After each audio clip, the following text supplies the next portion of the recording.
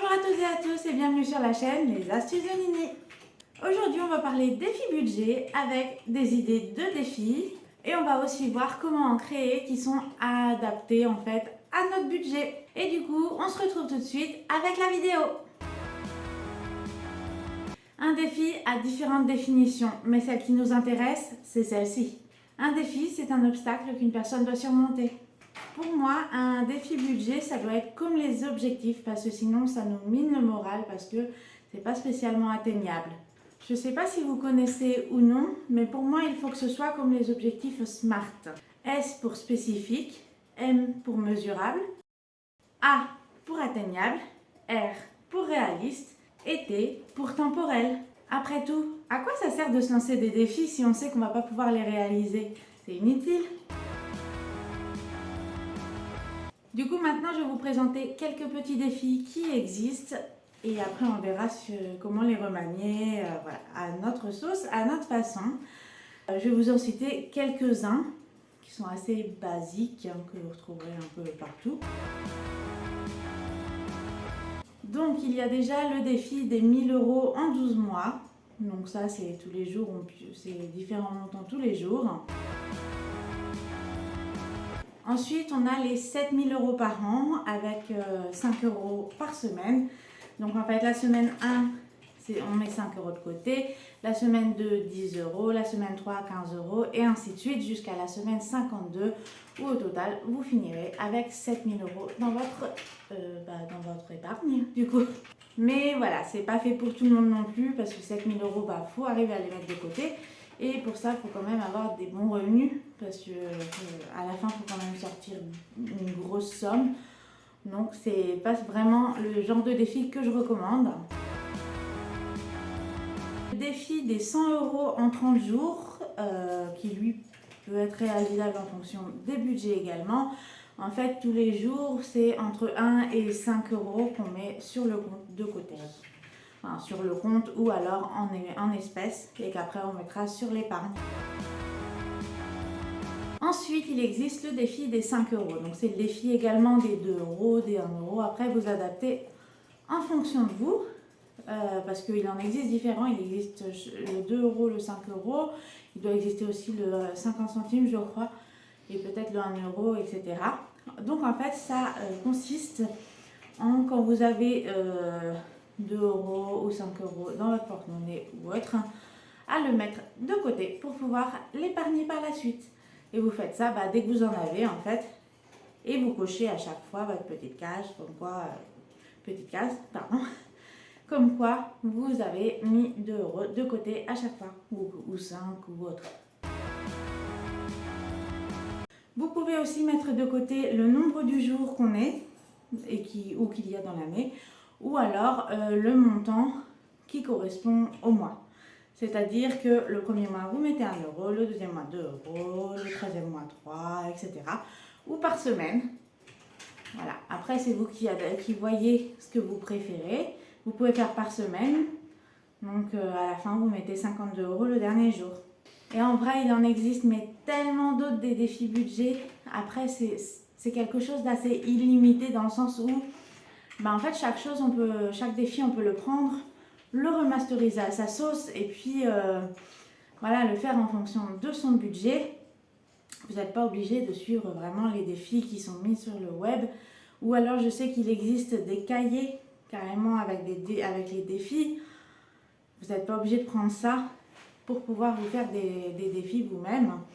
Donc moi, je vais vous montrer ça avec mon propre défi, enfin mes propres défis, du mois de janvier.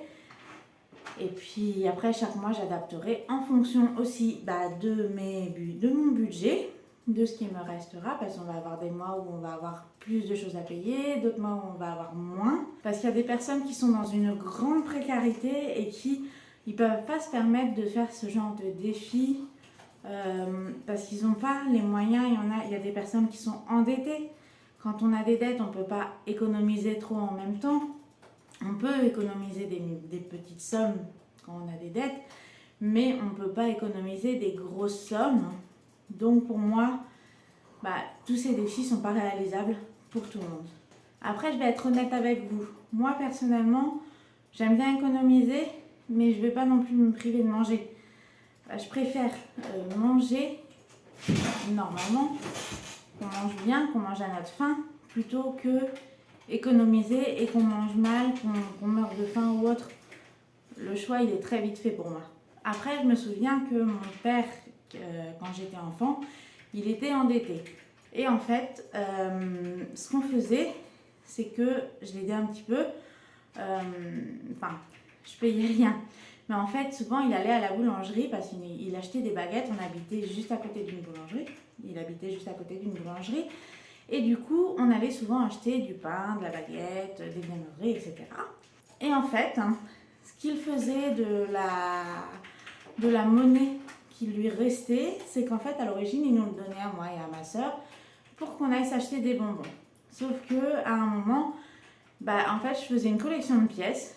Et du coup, au lieu d'aller acheter, il me les gardait et il les mettait dans un petit pot. Et à la fin, on s'est rendu compte qu'en fait, on avait quand même pas mal de monnaie. Et du coup, on s'est dit, au final, en vrai, ça peut aider à économiser. Donc, maintenant, on va voir comment adapter les défis à ses revenus. Parce que oui, si vous gagnez par exemple 600 € par mois, je dis quelque chose au pif, mais si vous gagnez 600 € par mois, comptez pas sur le fait de mettre 600 € de côté. À moins que vous ayez d'autres aides à côté qui soient beaucoup plus élevées et qui vous permettent de mettre 600 € de côté, sinon vous ne pourrez pas. C'est logique. Moi personnellement, j'ai adapté à mon budget. Donc j'ai vu, une fois que j'avais fait mon budget du mois, j'ai vu à peu près combien il me restait. Donc je me suis dit, on va essayer de faire tel budget. Donc en fait, ce que j'ai fait, c'est que j'ai choisi une somme qui était réalisable pour moi. Et en fait, je l'ai décomposée en 1 €, 2 €, 3 €. J'ai mis dans une petite enveloppe et je pioche un peu tous les jours. Et j'en ai fait un deuxième également qui est sur les 52 semaines. Sauf que moi, c'est pas 1 000 € ou quelque chose comme ça sur un an. Non, moi, j'ai choisi telle somme.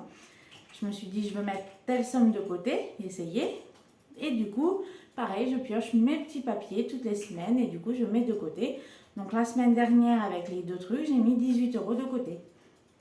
Après, ça varie en fonction des semaines parce que c'est moi qui ai adapté les papiers. Donc vous pouvez très bien mettre des papiers que des papiers de 1 € ou moins ou autre. Après, vous adaptez. Moi, c'est vrai que j'ai fait ce système-là parce que c'est ce que j'aimais. Après, vous pouvez juste vous noter sur une feuille, je sais pas, vous mettez un défi 2 € et vous mettez, je sais pas, 2 € partout ou alors 1 € et puis vous cochez quand c'est fait. Après, c'est vous qui voyez en fonction de ce que vous avez. Après, soit vous reprenez les défis qui existent déjà, soit vous faites comme moi, vous le remaniez un peu à votre sauce. Voilà, vous vous dites, non, moi je veux pas 7000, je sais pas, vous voulez 200. Par exemple, sur l'année, si vous pouvez, si vous voulez mettre 200, vous pouvez essayer d'organiser un peu votre budget pour l'avoir.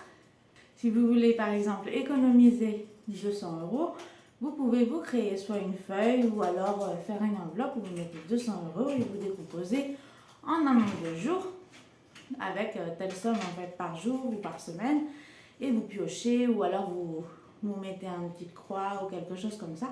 Et après, ça va se faire tout seul. Du coup, parce qu'on ne s'en rend pas compte quand on fait des défis, c'est qu'on ne se rend pas compte que l'argent va sur un compte épargne, qu'elle est épargnée. On ne se rend pas compte en fait qu'on met de côté.